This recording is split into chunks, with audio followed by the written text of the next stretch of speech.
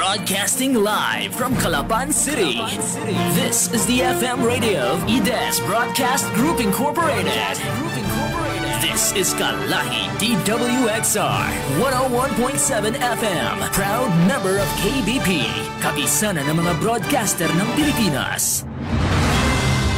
Disclaimer, ang mga pahayag, komento, pananaw o opinyon ng anchor at mga panauhin sa programang ito ay hindi opisyal o personal na pahayag, pananaw o opinyon ng DWXR 101.7 FM at sa management and staff ng himpilang ito.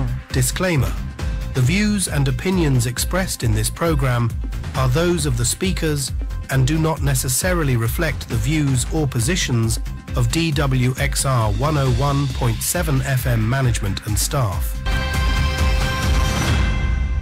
Narito na ang makabagang uri ng balitaan at talakayan sa radyo. Balita at talakayan. Balita at talakayan. Hihimay ng mga isya, talakay ng mga maiinit na usapin. Maglalahad. Punto por punto. Balita at talakayan. Tambalan, Sandy Soriano at Dom Lago. Alas 12 ng tanghali.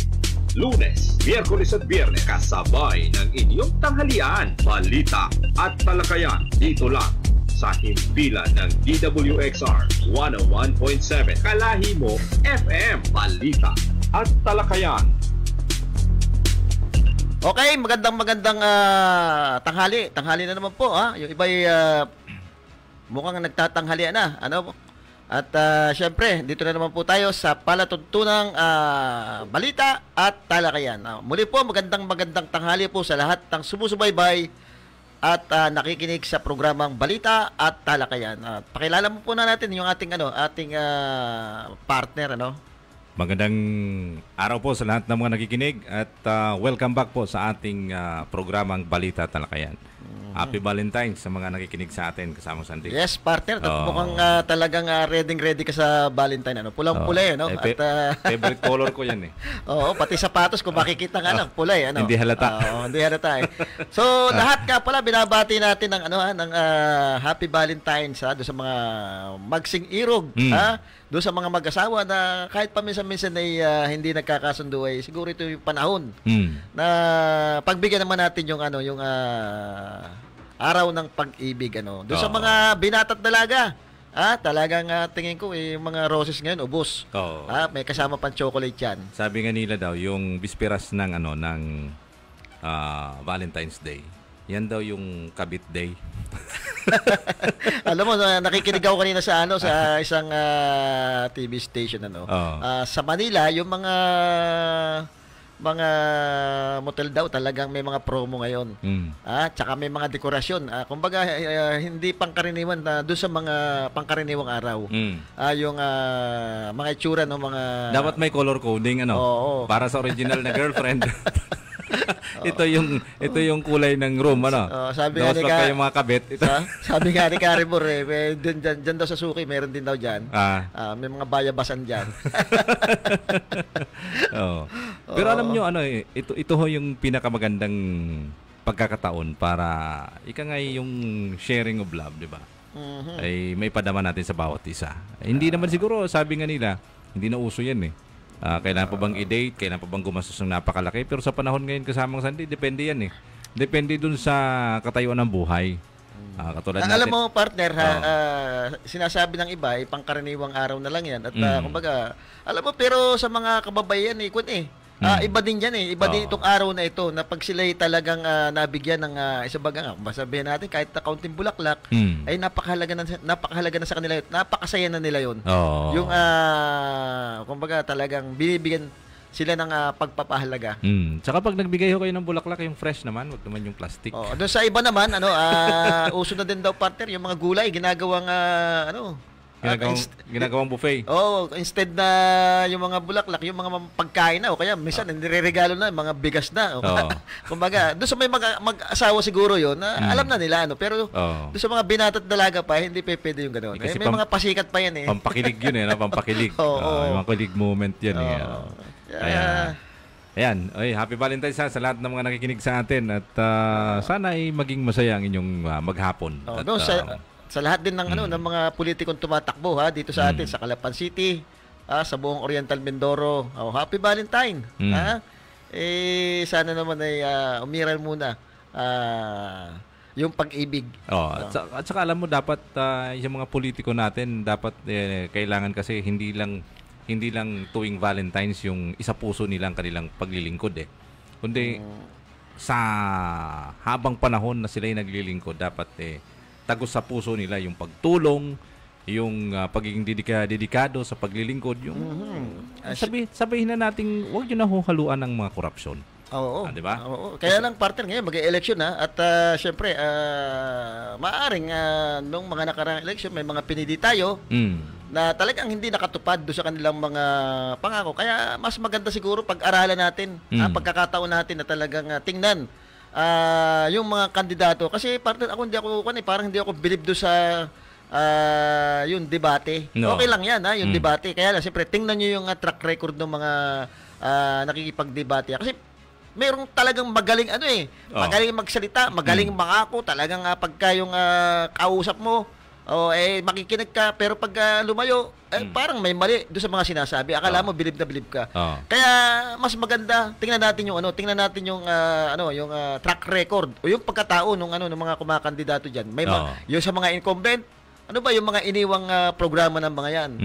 Tumatakba do sa ating mga kababayan, nakapagbigay ba ng tulong o kaya ay talagang napakinabangan ng ating mga kababayan mga programang ginawa nung mga dati ng kumakandidato. Doon sa mga bago naman, tingnan natin kung paano yung buhay nila. Siguro magtanong-tanong tayo sa mga kapitbahay. Sino ba ito? Ano bang pagkatao niyan?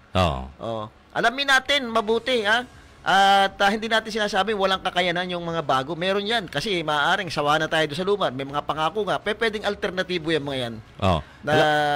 Alam mo yung masasabi natin doon sa mga botante natin, dapat maging responsable tayo sa pagboto. Una, tingnan natin yung doon sa mga incumbent na mga na-elect na natin last last election. May mga pinangako yung mga yan May mga propaganda yung mga yan na nakalagay doon sa kanilang campaign paraphernalia. Doon ba sa 10 pinangako nila ay meron ba silang natupad? Oo. Tingnan natin, balikan natin 'yon. Baka naman binula lang tayo sa loob ng kanilang mga pangako na 'yon ay kung i-review natin ay kabaliktaran doon sa mga pangako nilang kanilang nagawa. So siguro pwede nating ikesan 'yan. Yung partner na magpapabola pa ba tayo ulit? Yung tingnan siguro ng ating mga kababayan partner, yung mga problema natin noong mga nakaraan na laging pinapangako nila, nasusolusyonan nila, tingnan natin, natupad ba yan nung nanungkulan sila. Kung hindi natutupad yan, ay talagang dapat siguro ay mag-isip-isip na kayo. At mukhang pinapaikot na lang kayo at binobola na lang kayo. Speaking of election, nagsimula na ho yung campaign period ng mga senatorial candidates natin at saka ng mga party list. Kaliwat kanan yung balita nung nakaraang araw na nagsimula ang kampanya, yung ginagawa ng COMELEC na pagbaklas nitong mga malalaking billboards, campaign material sa mga politiko na kung saan mga nakasabit. Dito sa atin, tingnan ho ninyo. Ano kaya pa ang magagawa ng COMELEC doon kasamang Sunday? Kasi titingnan natin meron kasi yung sinasabing advanced campaigning. Ang tawag doon yung early campaigning, di ba? Merong pinagbabawal ang COMELEC dyan. Pero yung mga politiko na nagkakabit ng kanilang mga tarpaulin na hindi sakop ng kanilang incumbent politician. Isa siya halimbawang konsehal. Dapat within the area of jurisdiction niya, doon siya pwedeng magkabit ng kanyang mga tarpaulin. Nagamit niya yung isang private government vehicle, di ba? Medyo naikwento po sa akin, partner yan na mayroon kang isang napuna. Bagamat ito hindi natin na-picturean. Mayroong isang politiko, government official, incumbent na gumagamit ng mga red plate para magkabit ng mga tarpaulin. Dapat ito tingnan ng tingnan ng COMELEC itong pangyayaring ito. Kaya lang partner hindi natin na-picturean Siguro kung na-picturean natin ito, pwede nating ibigay sa COMELEC kung anong magiging action nila. At saka ngayon, merong panawagan yung COMELEC. Meron silang online ngayon na na pwede mo sa halimbawa, yung isang tarpaulin na nasa public places na oversize. Halimbawa, yung isang politiko na maagang pangangampanya, picturean nyo lang po, isend nyo po sa website ng ng COMELEC. Titingnan natin kung ma-action na nila dahil yun ang sabi ng COMELEC chairman na lahat ng mga violators na pwedeng maaktuhan ho ninyo ay pwede nyong i-report sa kanila. Ang isa pa partner hindi pa nagsisimula ang local campaign. Parang sa Senate pa lang yata yung nag-uumpisa. Pero dito marami na tayong nababalitaan. Panay ang pamiting ng mga politiko, incumbent, tsaka yung mga aspirante pa lamang. Abay, may pera ng involved partner. At ang balita natin, tigpa 500 eh. Isipin mo, magpapa-meeting sa bawat barangay. Sana all. Magtatawag. Sana all, ano? Pero ang ating ano lang diyan, masasabi partner, tayong mga botante, diyan sa mga bawat barangay na pinupuntahan yan, hindi na maiwasan yung pagtanggap ng pera. Pero sinasabi nga natin, partner, para makabawi naman kayo diyan sa mga yan nagbibigay ng pera sa inyo. Kasi once na binigyan kayo ng pera ng isang politiko, ay hindi pa nga nag-eleksyon, tandaan nyo, nilalait na kayo niya, mababa ang tingin sa inyo yan. Sasabihin sa inyo, pera-pera lang kayo. Ngayon, kung tatanggapin nyo yan, pagdating doon sa presinto, bawian nyo. Iba yung ilagay nyong kandidato doon. Yung sa tingin nyo ay makakatulong sa inyo. Para naman makabawi kayo doon sa pang-alipusta sa inyo. Bakit? 500 lang ba? Yung dignidad ninyo. Kaya tayo minsan naghihirap gawa nung mabigyan lang tayo ng ganong halaga. Okay na. Tinatanggap na natin. Abay, maging matalino po tayo. Makabawi man lang tayo sa mga ganyang politiko na namimigay ng pera. Ang tingin sa atin yan ay busabos, talagang pera-pera lang yan mga yan. Hanggang dyan lang yan, tatanggapin yan. Bawian nyo, pagdating doon sa presinto, ay buto nyo yung talagang nakikita nyo kwalipikado, yung bagang nakikitang may mga programang ginawa talaga na napapakinabangan ng ating mga kababayan. Tama ka dyan kasamang Sandy. Alam mo, minsan siguro panahon na para mag-isip tayo talaga. Tingnan ho natin yung mga politikong nag-aambisyon dyan. Kung talagang sila'y seryoso, paano ba ang kanilang... alam mo, marami kasing yung mga politiko na akala mo talagang totoo. At akala mo'y makajos, akala mo'y talagang... nabigkas pa ng mga talata sa Biblia.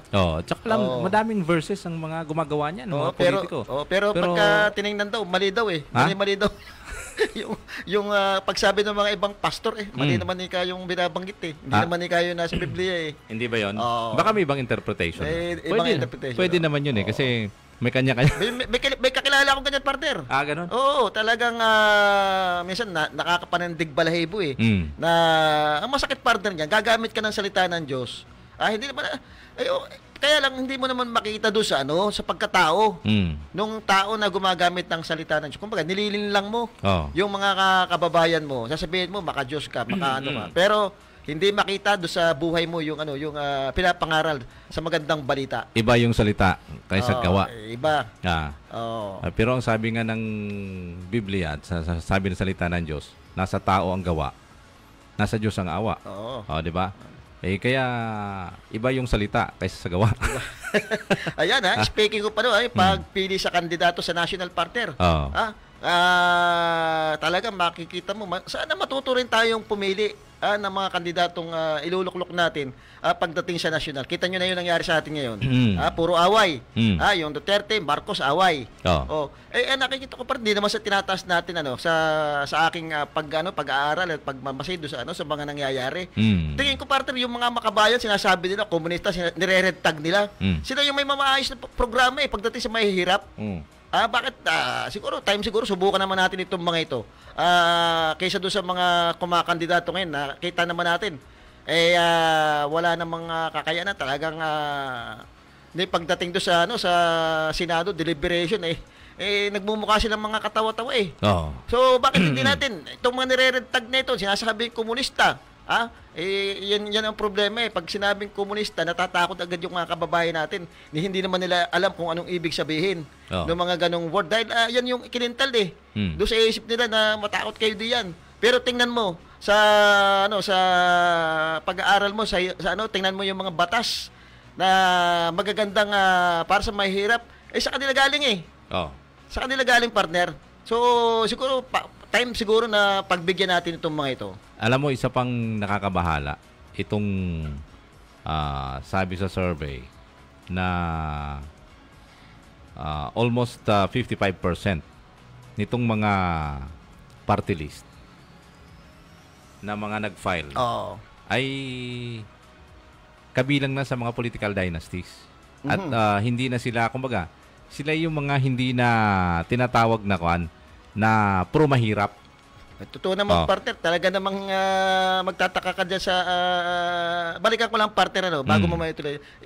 Yung mga party list na yan talaga, kung titingnan mo sa history, ang nagpakahirap dyan para pumasok talaga, yung mga makabayan yung mga bayan muna. Sila talaga yung sila talaga yung nakipaglaban dyan para makalahok na nga sila sa halalan. Kaso nung dumami na, tumagal na, nababoy na kung ano-ano na nakapasok na party list diyan na ginagamit ng mga politiko. At saka yung party list system, nagsimula to nung nagkaroon ng transition government from Marcos Sr.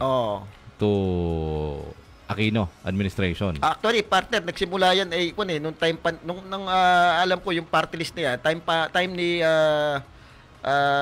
Aquino, ni Cory Aquino. Kundi ako nagkakamali kasi nung napatalsik si Ferdinand Marcos Sr. noon, ang talagang nakipaglaban yan para mapatalsik yan, talagang nanguna diyan.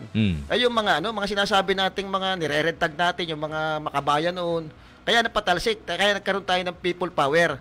Sila yung gumising doon sa kamalayan ng ating mga kababayan noon, kung inaano yung mga corruption. So, nung nanalo nga si Cory, di ba, para daw malegalize yung ang sinasabi, yung Communist Party. Wala namang, hindi naman dapat talaga Communist Party. Nilaban nila yung mga party list, ang nauna nga diyan yung mga sinasabi nating makabayan, yung mga nire-rentag doon. Sila yung nakapasok noon. Which is may mga patunay din naman kasi na itong mga party list na naka-front sa ating government, ay talagang mga legal front to. Which is, maraming mga patunay pag-aaral ng gobyerno. Kaya minsan, na napag-uusapan yan sa gobyerno. Which is dapat, kung party list ka talaga, kung makatawan ka sa mahihirap, dapat maging transparent ka dun sa mga kababayan natin. Ngayon, tingnan mo yung mga party list natin. Sabi nga sa surveys, almost 55% ng mga 186 na mga party list group ay hindi na kumakatawan sa mahihirap. Mostly dyan, yung mga yung mga dating mga retired na military. Mga nasa political dynasties. Sino-sino ba mga yan? Mga sahanay ng mga artista. Isipin mo, meron Pacquiao party list, may APG party list, ano bang nire-representa mga yan? Pelikula. Diba? Samantalang itong mga walang malinaw na political stand, hindi katulad nung talagang mga makabayan. May malinaw. Tingnan mo yung mga party list na kumakatawan sa agri. Doon sa sektor ng agrikultura. Magsasaka ba yun? Magsasaka ba yung mga yan? Hindi rin naman. Diba? Yung mga kumakatawan doon sa security guard. Tanda ko yung security guard. Nabanggit mo, sino? Si Mikey Arroyo yata yung security guard ba siya? Diba? Diba?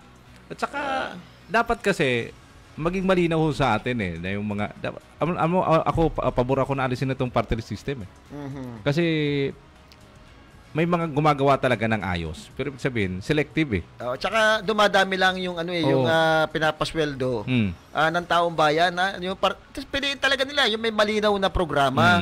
Hindi katulad nito nakakapagtaka basta pasok na lang ng pasok yung mga party list na yan ang dami-dami mga kumakatawan sa mga guro. Pero tunay na kumakatawan niya sa guro sa totoo lamang yung mga manggagawa, mga sino nakikipaglaban diyan yung mga sasabihin nating nire-red tag nila. Pag nanalo kasama sila. Sa mga teacher sinong nangunguna diyan para itaas yung sahod nila, para itaas yung antas ng edukasyon. 'Di ba yung mga nire-red tag nila?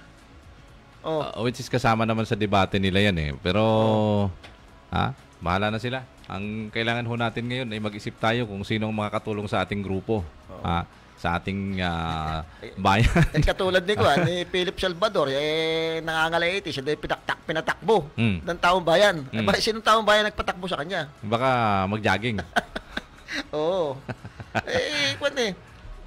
parang nababoy na yung ano natin diya sa party list. Nababoy na yung kung sino-sino na lang party list na nakakapasok diyan. Katulad, alam mo, isa sa ano diyan, isa sa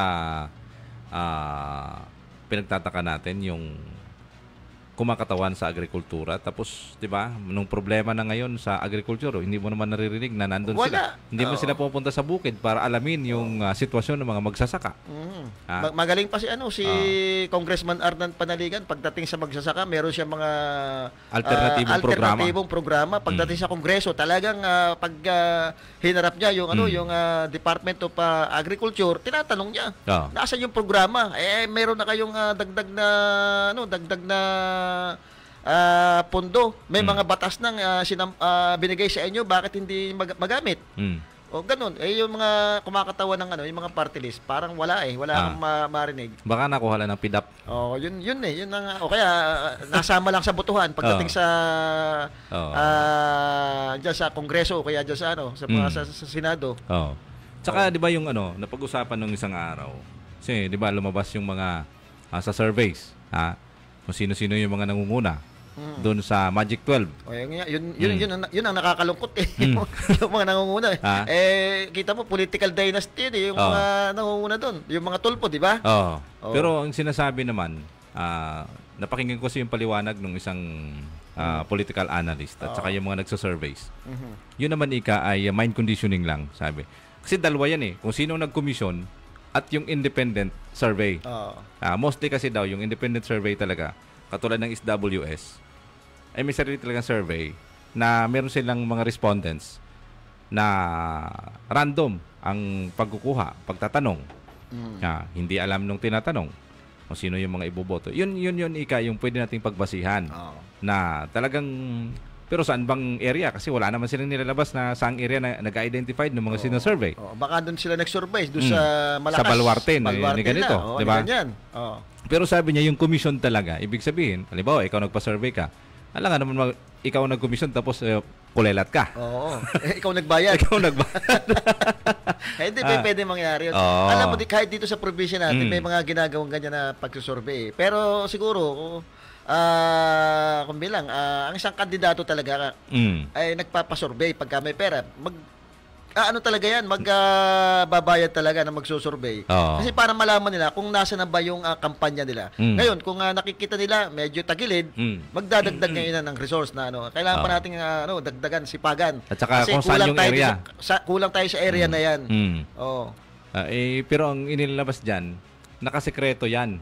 Yung kanilang data. Nakasekreto partner, yung data na yan. Ngayon, pagka yung talagang totoo lamang sila, ilalabas nila yan. Kahit pa sabihin mo hindi sila lamang, sabihin mo talaga dyan, mataas sila Kung hindi naman sila, halimbawa, incumbent ka, ako ay aspirante, pwede kong pangalawa lang ako Kung apat tayo naglalaban, di ba? At least ako yung nag-commission, mind conditioning yun Mind conditioning. Mind conditioning talaga na yung mga survey ay talagang, kumbaga, katulad niya, sasabihin para kung magkadayan man, kumbaga naka-establish na talagang mananalo yan. Lamang siya sa survey kung may mandadayang ganun. Ayan. Okay.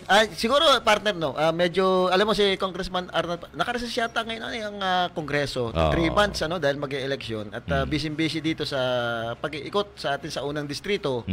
At siyempre na alam napakailan bumaha. Binaha yung ating ibang bayan diyan katulad ng Bako.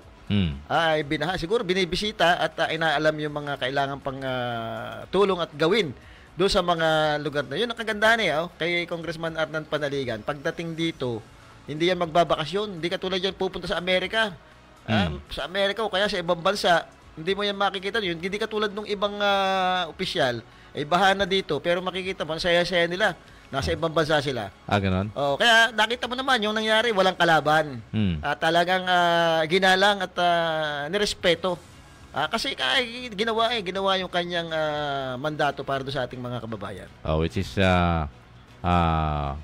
kahit hindi mo siya bantayan, kahit punahin, ay nandyan yung kanyang tunay na pagtatrabaho bilang isang kinatawan ng ating distrito para sa kanyang mga kababayan. na nagtatrabaho sa Kongreso ng mas maayos at pabor sa ating mga kababayan. Ngayon, partner, sa Baco, meron isang proyekto. Yung kanyang bagong tayo dyan sa Baco, sa pangunguna ni Mayor Roldan, meron siyang yung community hospital, partner. Diyan mo makikita na pagdating sa mga proyekto, yung talagang kailangan ng ating mga kababayan, kumbaga yung prioridad na pangangailangan ng ating mga kababayan, ang inuuna. Kung matatandaan mo, kahit naman nung naging governor siya, naging vice governor siya, prioridad niya yung yung kalusugan ng ating mga kababayan. Sa panahon niya, partner, na itayo ang bagong provincial hospital natin ngayon na naandyan. Bagamat madaming problema ngayon diyan sa provincial hospital natin, at least naandyan na ipatayo niya. Iba-iba naging governor dyan. Sa ngayon, ang problema lagi dyan, laging walang gamot yung mga community hospital natin sa parting south, mga programa din niya yan nung siya governor pa. Napakadami pagdating sa health Pagdating doon sa pangangailangan, nakakapunta yung ating mga kababayan doon sa opisina niya at nakakapagbigay ng tulong doon sa mga lumalapit doon. Minsan, mas malaki pa nga yung nabibigay kaysa sa PhilHealth Doon mo makikita, partner, yung isang leader, isang namumuno na alam yung pangangailangan ng ating kababayan. Kumbaga, paano gagastusin. Hindi katulad ng iba, puro infrastruktura. Dami pinatayo. Pero hindi naman kailangan ng ating mga kababayan. Dahil katulad yan, dapat regional hospital na yung ating provincial hospital. Naipasa ito sa pamamagitan ni Congressman Arnan Panaligan, Congressman Doy at saka Congressman Umali nung panahon nila. Pero sa panahon ni Congressman Arnan Panaligan, diyan naipasa sa Kongreso. Nakakalungkot lang, iba yung version nga nung provincial government. Huwag ka na malungkot. Hinarang kasi gusto dito sa bundok. Itayo yung provincial hospital. Kaya lang it takes 7 years bago maitayo yan. Magkakaroon ng malalaking infrastruktura na naman diyan sa lugar na. Kaya makikita natin yung prioridad ng ating kasalukuyang kinatawan ng unang distrito. Alam niya yung mga pangangailangan. Ngayon sa mga magsasaka, doon siya nakapokus. Talagang focus yung suporta niya doon sa ating mga magsasaka. Ayan, meron yatang tatawag. Okay. Okay, Kong. Wala pa. Okay, wala pa. Okay. Sige, para makapanayam natin si Congressman Arnan Panaligan, busy pero minsan naisisingit niya para ipalam yung mga programa. Oo.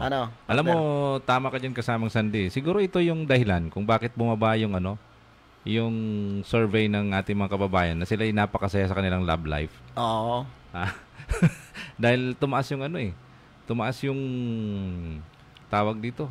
Tumaas yung rate nung maraming mga Pilipino ang nagugutom.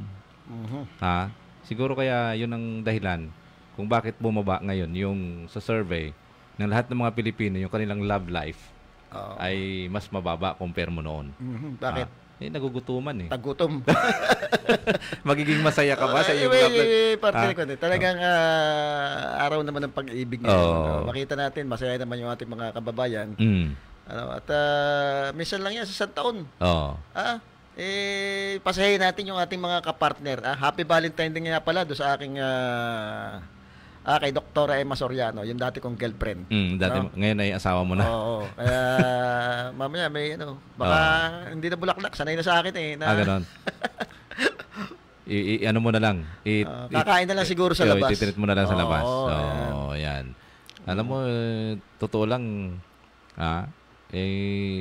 sa tingin ko talaga, kahirapan ang dahilan kung bakit hindi nagiging masaya ang mga Pilipino. Lalo na mahal ang bigas. Mahal ang bigas, mahal ang pagkain, mahal ang gulay. Yun lang ang mahal nila Pero yung asawa na, hindi na masyadong namamahal. Kulang na sa pagmamahal. Ayan. Okay. Antayin natin yung tawag ni Congressman Panaligan sapagkat gusto ko natin ma-interview kung alam ko, partner, ngayon may mga may mga anong tawag doon, yung mga kinakasal. Doon sa mga munisipyo sa parting parting Victoria nga pala, binabati natin ang isang Okay, nasa linya po natin si Congressman Arnan Panaligan. Ha? Okay. Ayan. Kong, nasa linya po kayo? Ayan. Nawawala yung signal. Nawawala signal. Ganyan talaga. Minsan yung signal medyo mahina. Ano bang natin? Yes. Kong, medyo nawawala signal. Hello? Ayan na po. Kong, magandang hello. Hello po. Magandang hapon po. Mahina, hindi ko marinig. Okay. Hello? Hello po. Kong. Medyo mahina, magandang tanghali sa'yo. Tanghali. Ayan, magandang tanghali po. Hello, magandang tanghali po. Hello, Kong. Magandang tanghali sa'yo. Magandang tanghali kasama Sandy. Magandang tanghali kay Tom, Yes, po. Medyo mahina lang ang dating nyo, Hindi ko masyadong marinig. Opo. Kong, kumusta po kayo? At alam ko, naka-recess po yung kongreso ngayon at 3 months po yata. Ano po yung pinagkakabalan dito sa unang distrito po ngayon? Well, totoo yun. Naka-recess ang kongreso ngayon. Ang balik po ng session ay sa June 2. So sinasamantala ko ang pagkakataon ito upang mag-ikot sa ating distrito at dalawin ang ating mga leader, ating mga kababayan. Ganoon din ay upang magsagawa ng mga blessing ng ating mga tapos ng proyekto. Noong isang araw tayo pinapa-blessing ng ating 2-story school building at saka covered court dyan sa Community Vocational High School sa Bayanan, Calapan City. At sa darating na mga araw, tayo patuloy pang magpapablessing ng mga tapos natin mga proyekto. Sinasamantala po natin ang pagkakataong yan para ikutan yung mga proyektong tapos na. Kung ang isa sa talagang pinaprioridad nyo na mga proyekto pagdating po dito sa ating sa probinsya, kahit nung mayor kayo, governor kayo, ay itong health natin sa katunayan ay kayo po nakapagpatayo ng ating provincial hospital at yung mga community hospital diyan sa parte ng South. Ngayon po dito sa parte yata ng Baco, meron na naman kayong isang proyekto diyan na community hospital. Napakaganda ng proyekto yan kasi yan ang magiging kauna-unahang community hospital. Sa bayan ng Baco. Alam mo, ang Baco, pinakamatandang bayan sa Oriental Mindoro. Pero wala silang ospital. Sabagay, malapit nga sila sa Calapan City. Pero ganoon pa man, ay may mga kaso na hindi naman kailangan itakbo pa sa Calapan City. Halimbawa, may trangkaso, may lagnat, kailangan sweruhan. Gastos pa sa taga Baco kung dadalhin pa ng Calapan City. Bukod sa sasakay pa sa sasakyan ay yung magbabantay, siyempre, wala naman titirhan.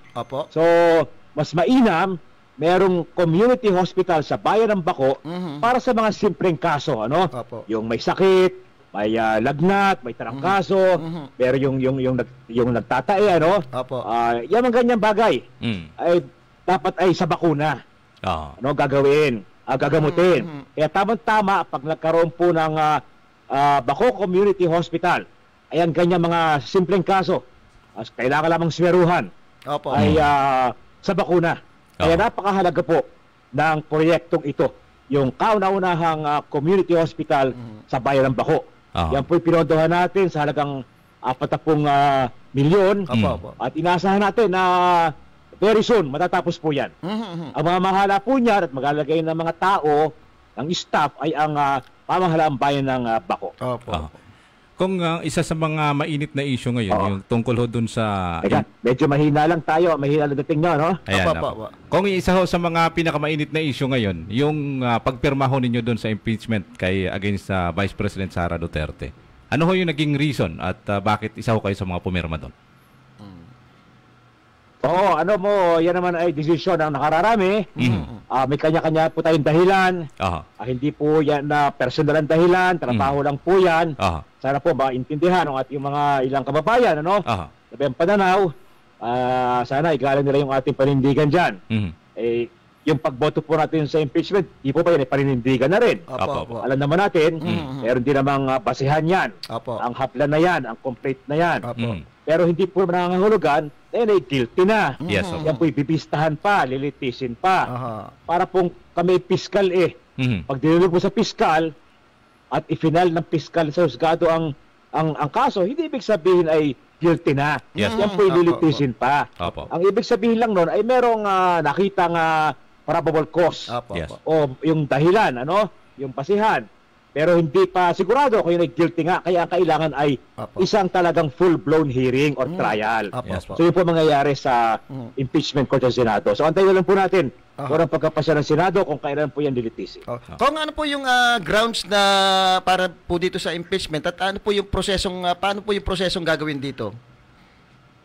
Well, yan ay yung paggamit ng pondo, yung destabilization. Siguro isang araw ay at ipapaliwanag yan, Apo, apo. ng mas malinaw. Apo.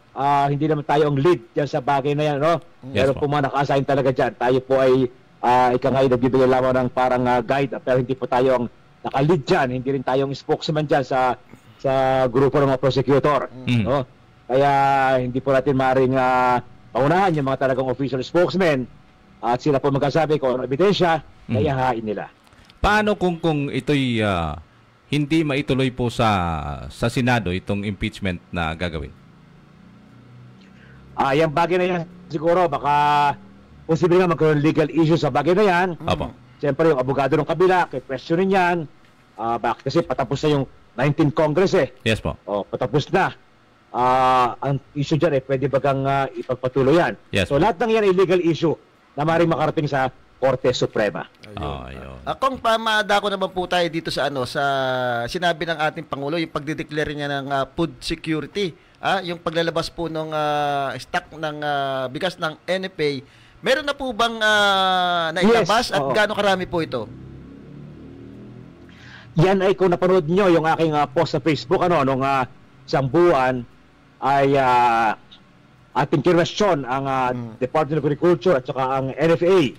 Yung pong pagdeklara ng food emergency, yan po nakasa doon sa bagong batas, yung amyenda ng Rice Tariffication Law, kung saan nakalagay doon na kung merong shortage ng bigas or mataas ang presyo ng bigas, ay pwede magdeklara ng food emergency ang Department of Agriculture upang makapagbenta ang DA ng mas murang bigas direkta sa mga tao, particular sa mga katiwa centers, sa mga LGUs, mga kooperatiba, etc.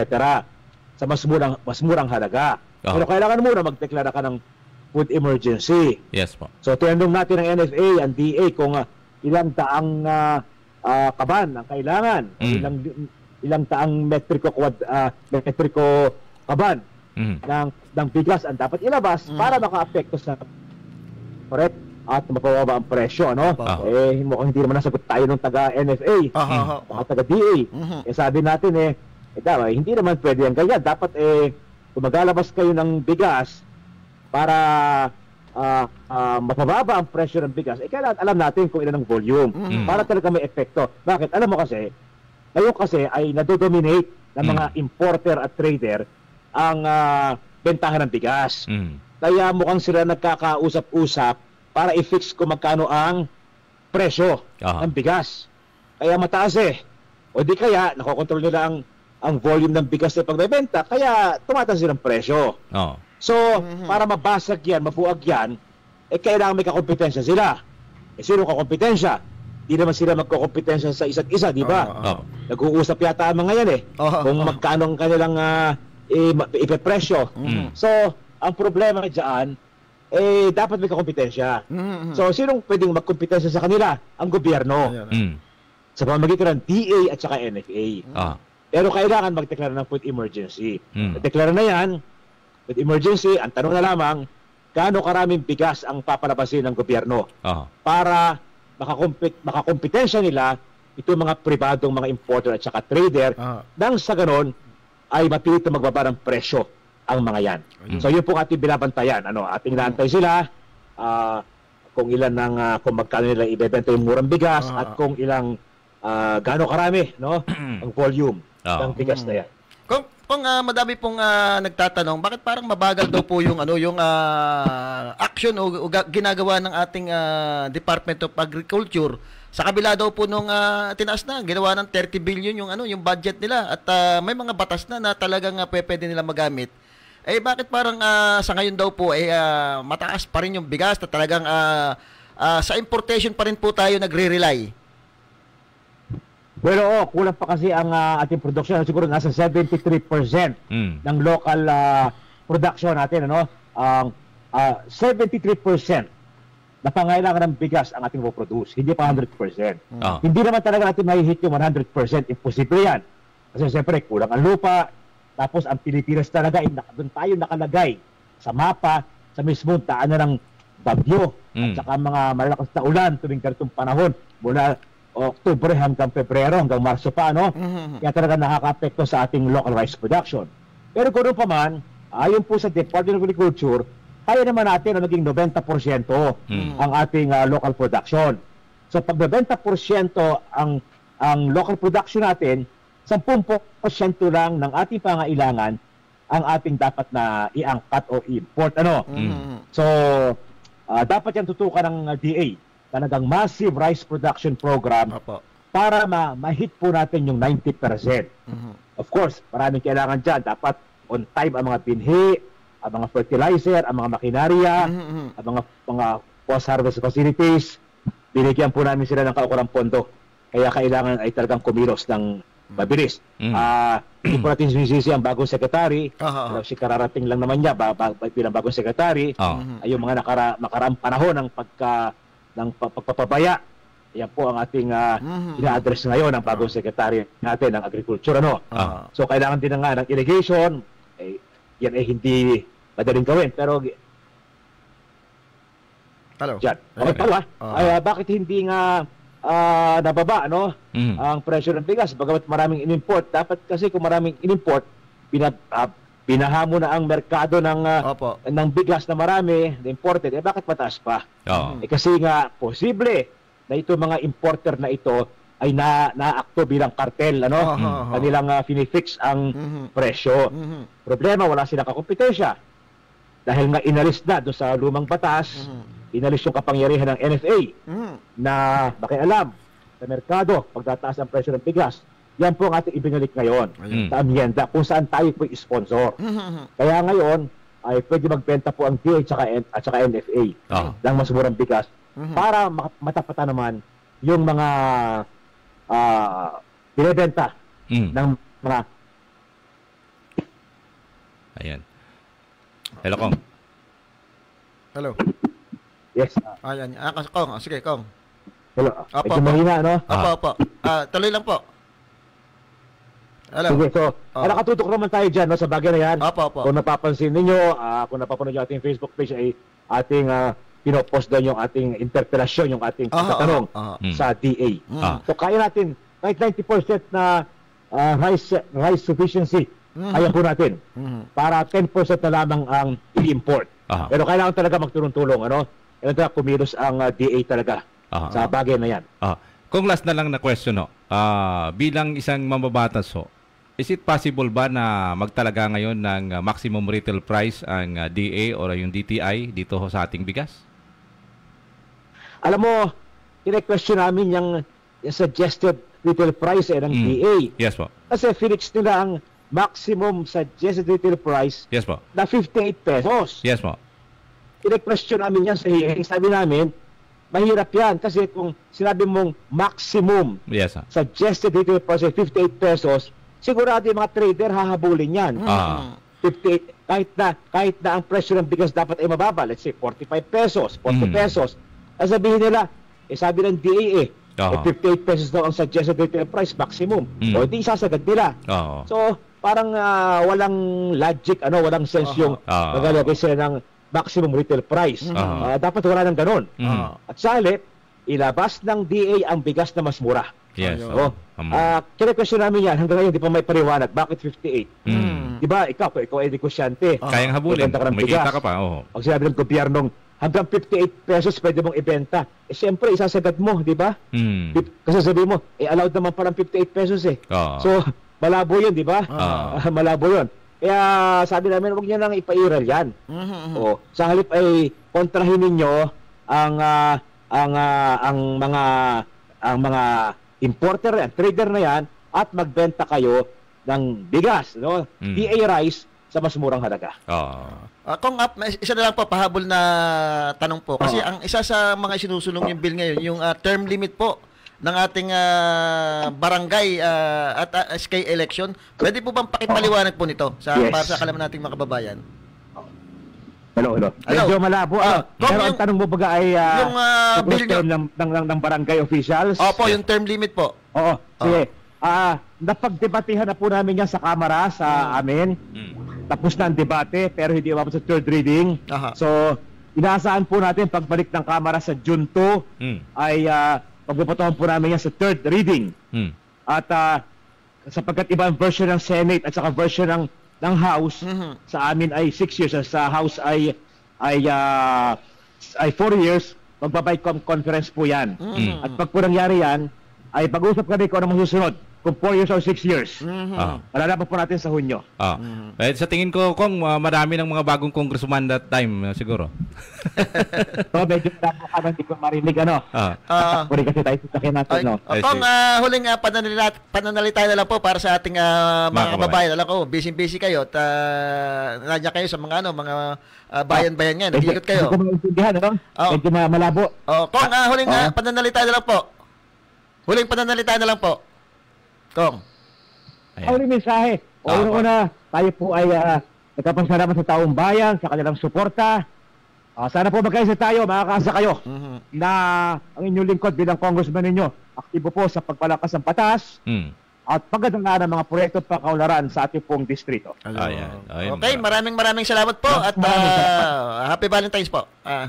Okay, yan po si Congressman Arnan Panaligan. Kita mo partner, talagang nasa biyahe yan pero sumasagot doon sa tawag natin para doon sa syempre malaman naman kung ano yung mga ginagawa niya sa Kongreso. Syempre, yung mga proyekto niya dito sa ating unang distrito. Which is malinaw. Alam ng ating mga kababayan ngayon kung bakit bumoto ng pabor ngayon si Congressman Panaligan doon sa impeachment trial. Actually, partner, talaga namang merong grounds di ba, yung nawawalang 125 million, doon nagsimula yan hindi may paliwanag. In 11 days ay naubos yung pera. So may mga talagang dapat unang-una, kailangan talagang imbestigahan. Dahil lalaban niya presidente. Paano pag naging presidente yan? May mga ganung problema. Kung totoo man yun na nawawala yung pera, delikado pag naging presidente na yan. Meron ngang usapin kasamang Sandy na kung sakali halimbawa, kasi hindi na ma-explain yung pera which is kung nasana. Halimbawa daw, ibalik na lang niya yung pera. Ang usapin daw kasi doon, pwede namang ibalik niya. Pero yung usapin doon, nagkamali ka na tsaka parang inadmit mo na. Inadmit mo na. Kumbaga, balik. So, yun talaga dapat, may mga grounds talaga na dapat yung pagbabanta. Isa yun, na iniimbestigahan ngayon. Talaga na mga, yun nga nakakalungkot. Pagka yung mga malilito tao nagsalita ng ganun, kulong na agad Wala na mga interpretasyon pagdating sa batas ikukulong ka na. Ito malinaw naka-live pa yun na talagang nagbabanta siya. Ginawa yun sa tag dito sa online press con.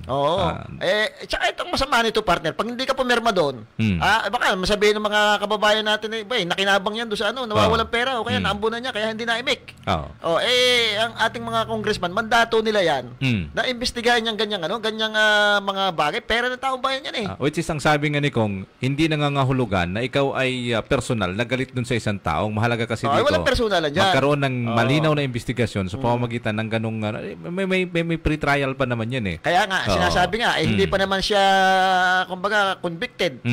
Ipaliwanag niya. At pagkakatanggap-tanggap yung paliwanag niya, maunawa ng ating mga kababayan. Tsaka ilang beses pa, nagbigay pa nga yung NBI ng palugit for how many times nasagutin itong mga issue na to.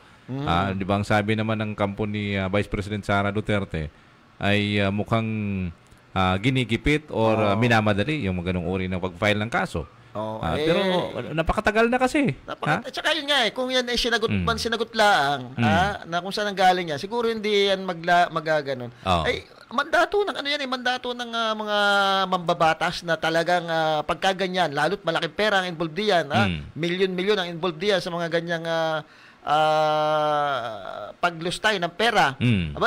Pagka tumahimik ang ating mga congressman dyan, ating mga mababatas, mapapagkamalang nakikinabang din yung mga yan. At saka, kita naman ng ating mga kababayan doon sa mga pre-trials na ginawa ng mga committee hearing sa Quadcom. ang daming mga umamin ng mga tao niya na sila nag-withdraw ng pera, hinati yung pera. Kaya nga sinasabi niya, kumbaga, lahat daw sinungaling. Pati si Piatos, walang registration. Si Piatos, wala. Lahat daw sinungaling, lahat daw ng mga... hindi naman ganun. May mga tao namang handang magserbisyo. Kumbaga, kahit na sabihin mong may konting pero mas madami yung nagagawa. Ang kailangan lang talaga may paliwanag. Ang punto doon, yung kulay mo, huwag mo nang isama sa kulay nila. 'Di ba? Ibig sabihin, may kanya-kanya kayong mandato which is kung ano man yung pagkakamali mo, huwag mong idama yung iba. Linisin mo ang iyong pangalan. Kumbaga kasi ang katuwiran ng parehas lang naman tayo Yun, parang gano'n naging katuwiran partner magnanakaw din naman kayo di ipa-imbestigahan mo rin. Kaya tingnan mo. Sabi nga nila, birds with the same feathers, di ba? Ay hindi naman ganoon Dati nagkampi. Ngayon magkaaway na. Kasi naglabasan ng baho.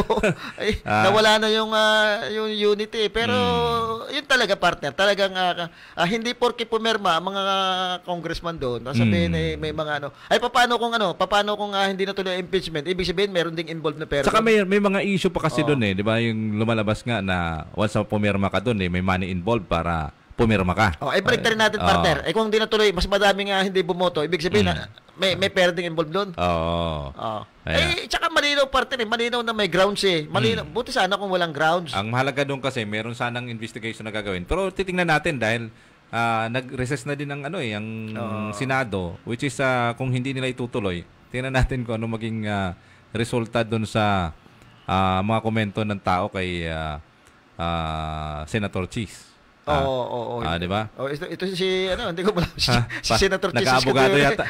Mukhang sinasabi sa bagay mga pagdating sa ganyang usapin, mga eksperto sa batas talaga may sinasabing mali si Chis Escudero, may nagsasabing pwede yan na simulan kahit recess ang kahit na kasi pwede daw na mag-special session para pagdating sa ganun.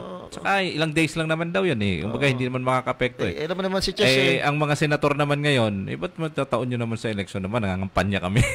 Unahin mo pa ba yung pangangampanya kung talagang gusto ka ng tao. Di ba yun na nga pagkakataon mo kung magkaroon man ng impeachment proceedings dyan, diyan ka magpakitang gilas, hindi mo kailangan mangampanya kasamang Sandi. Kasi ang makikita mo doon sa mga kandidato, lalo-lalo na doon sa party ni dating Pangulong Duterte. Iba yung sinasabi. Ang sinasabi hindi yung para sa bayan kundi yung pagsamba doon kay Pangulong Duterte. Sinasabi ito magpapakamatay ako sa mga Duterte. Hindi dapat sa bayan. Hindi doon sa personalidad ng isang tao ka maglilingkod. Akala ko maghahamon ka rin pag bibigyan mo ng baril yung para makipaglaban doon sa mga makipaglaban doon sa mga Chinese. Tayo ay mapalad tayo. Tayo meron isang congressman talaga kahit diyan sa Congress ay napagbigyan ng napagkatiwalaan 13 yata kumiting hawak niya tapos ito napagbigyan ng pagkakataon maging isa doon sa mga prosecutor. So malaking karangalan sa Oriental Mindoro. Syempre ang babatikos diyan yung mga troll na sasabihin natin, bakit pumirma?